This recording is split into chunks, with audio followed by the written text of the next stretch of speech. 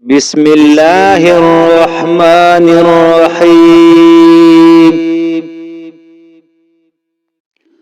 وجه الله وما تنفقوا من خير يوفى إليكم وأنتم لا تظلمون. للفقراء الذين أحصروا في سبيل الله لا يستطيعون ضربا في الأرض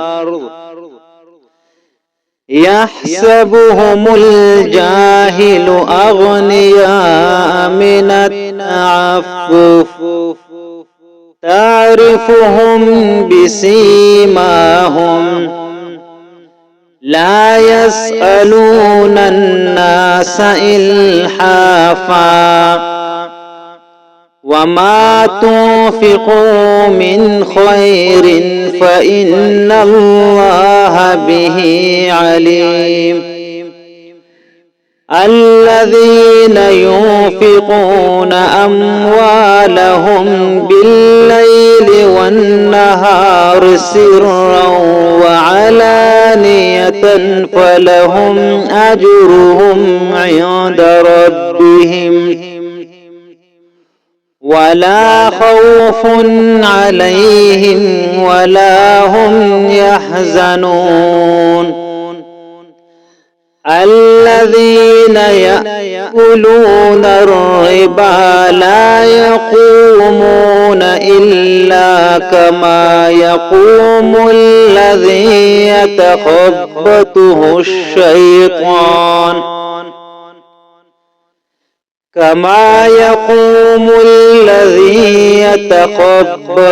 الشيطان من المس.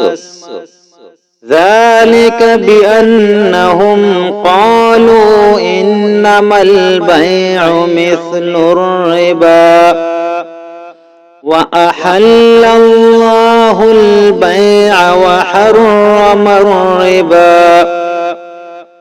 فمن جاءه موعظة من ربه فانتهى فله ما سلف وأمره إلى الله ومن عاد فأولئك أصحاب النار هم فيها خالدون.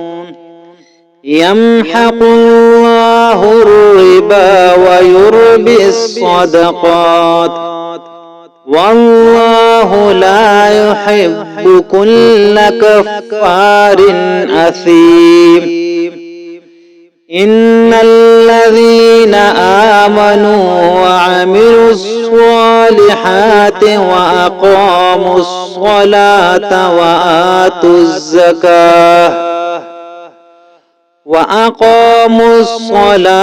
وآتوا الزكاة لهم أجرهم عند ربهم ولا خوف عليهم ولا هم يحزنون.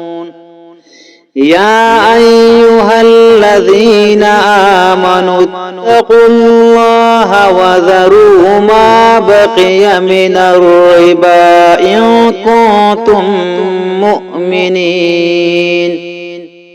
فإن لم تفعلوا فأذنوا بحرب من الله ورسوله وإن تبتم فلكم رؤوس أموالكم لا تظلمون ولا تظلمون.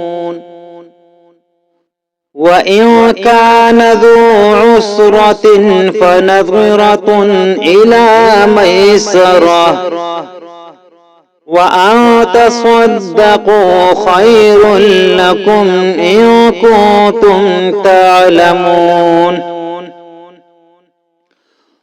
واتقوا يوما ترجعون فيه إلى الله ثم توفى كل نفس ما كسبت وهم لا يظلمون. يا أيها الذين آمنوا إذا تداينتم بدين إلى أجل مسمى فاكتبوه وليكتب بينكم كاتب بالعدل ولا يأب كاتب أن يكتب كما علمه الله فليكتب وليملل الذي عليه الحق وليتق الله ربه ولا يبخس منه شيئا، فإن كان الذي عليه الحق سفيها أو ضعيفا أو لا يستطيع أن يمل هو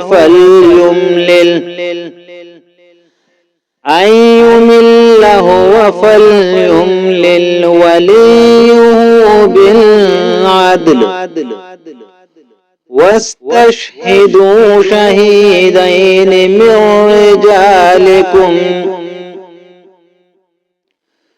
فإن لم يكونا رجلين فرجل وامرأتان ممن ترضون من الشهداء أن